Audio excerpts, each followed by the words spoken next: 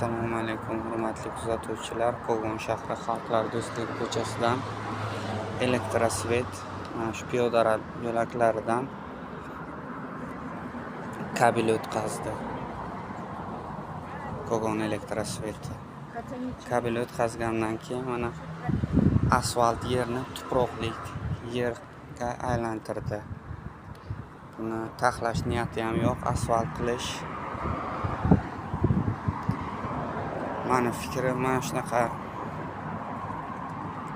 Asfalt yerlarni kovlagandan keyin javobgarlikni o'z zimmasiga qo'yish kerak. O'zi asfalt qilsin. O'zi kovladimi, o'zi asfalt qilish kerak o'sha tashkilotlarni.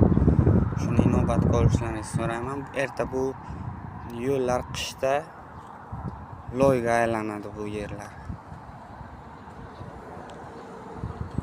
Tuproq yer bo'ldi.